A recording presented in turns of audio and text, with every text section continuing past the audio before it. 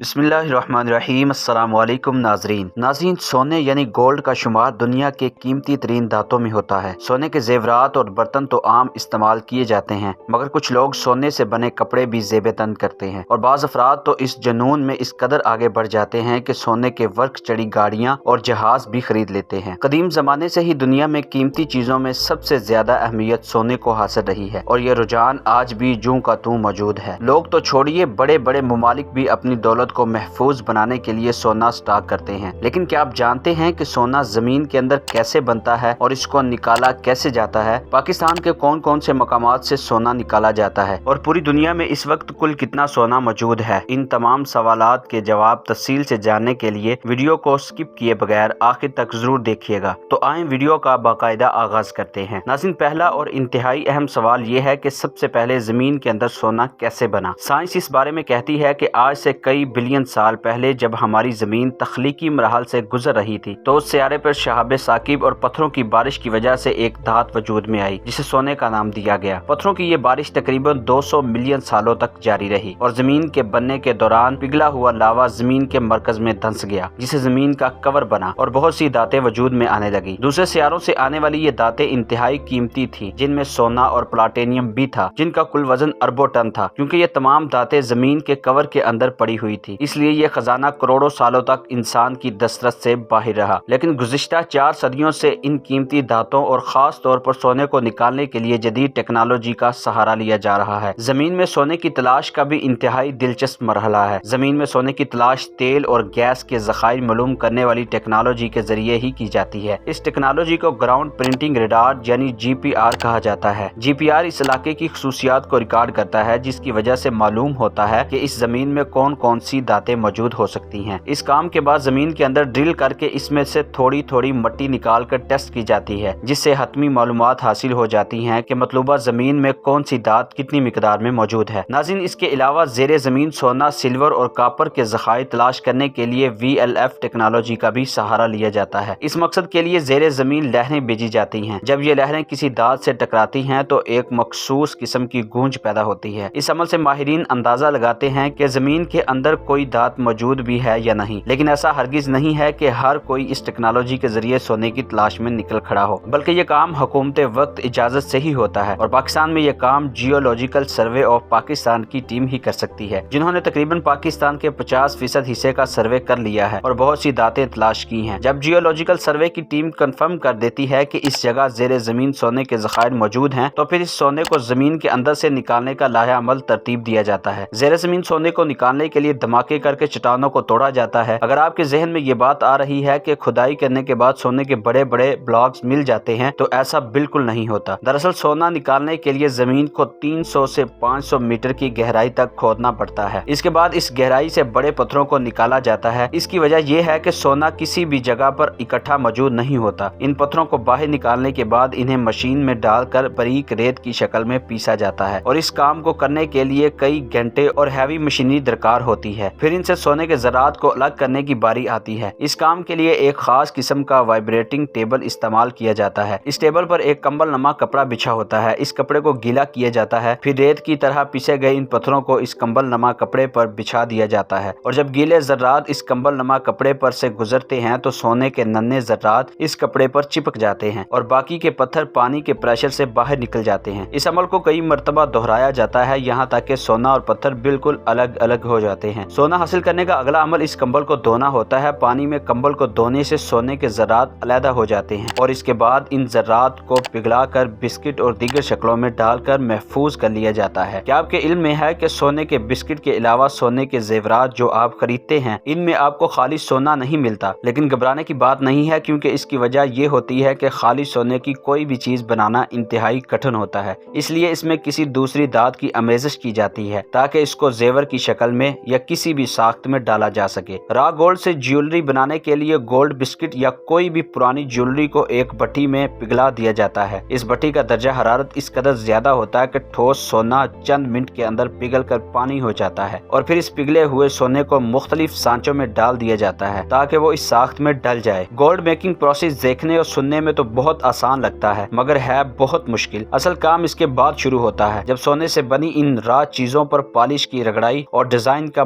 मरहला दरपेश होता है। सोने की अंगूठी हो या खूबसूरत कंगन, इनके डिजाइन और इनकी पॉलिश मशीन के जरिए और हाथ के साथ भी की जाती है। मशीन के जरिए ये प्रोसेस काफी तेजर होता है और इसमें सोने का ज़या भी कम से कम तर होता है। नाज़रीन, यहाँ सवाल ये भी पैदा होता है कि आखिर सोना इतना महंगा क्यों होता है? तो इसका जवाब यह है कि दुनिया में ये असूल कार फरमा है कि जो भी धात जितनी मुश्किल से और जितनी कम मिकदार में दस्तयाब होगी वो उतने ही महंगे दामों फरोख्त होगी। यही वजह है कि जिन ममालिक में सोने के ज़खायर मौजूद हैं वहाँ से सोना निकलता है तो उन ममालिक में सोने की कीमत दूसरे ममालिक की निस्बत कदरे कम होती है। क्या आपको मालूम है कि पाकिस्तान में सोना किन इलाकों में बकसरत मौजूद है? पाकिस्तान में सोने के सबसे बड़े ज़खायर सूबा बलूचिस्तान में पाए जाते हैं, जहाँ 2 बड़ी कानें मौजूद हैं, जिनमें से एक रेकॉर्डिक जबकि दूसरी सैंडिंग के नाम से जानी जाती है। जियोलॉजिकल सर्वे के मुताबिक रेकॉर्डिक कान में इतना सोना मौजूद है कि हम आसानी से 56 टन सोना रोजाना की बुनियाद पर भी निकाल सकते हैं, मगर हम टेक्नोलॉजी के मामले में बहुत पीछे हैं। इसी वजह से बलूचिस्तान से सोना निकालने का प्रोसेस अभी तखीर का शिकार है और जिस दिन हम इसमें कामयाब हो गए तो यकीन कीजिए कि कर्ज उतारना तो एक तरफ, पाकिस्तान दूसरे ममालिक को कर्ज देने की पोजीशन में आ जाएगा। फिलहाल पाकिस्तान सोना इंपोर्ट करता है इसलिए कि पाकिस्तान में सोने के ज़खायर कम हैं और यहाँ पर सोने की कीमत भी काफी ज्यादा है। अमेरिका वो मुल्क है जिसके पास सोने का स्टॉक सबसे ज्यादा है। अमेरिकन सेंट्रल बैंक में सोने का स्टॉक तकरीबन 8000 टन है, जो कि दूसरे नंबर पर आने वाले मुल्क जर्मनी से तकरीबन 2 गुना ज्यादा है। अमेरिका को देखते हुए दूसरे ममालिक ने भी सोने की अहमियत समझ ली है। चुनाचे चाइना के सेंट्रल बैंक ने भी 2000 टन सोना स्टॉक कर लिया है। यही वजह है कि आज चीन अमेरिका को टक्कर देने की सलाहियत रखता है। नाज़रीन, इसी उम्मीद के साथ इजाजत दीजिए कि आपको हमारी वीडियो पसंद आई होगी। मिलते हैं एक और नई तारीखी, तहकीकी और मालूमाती वीडियो के साथ। इजाजत दीजिए।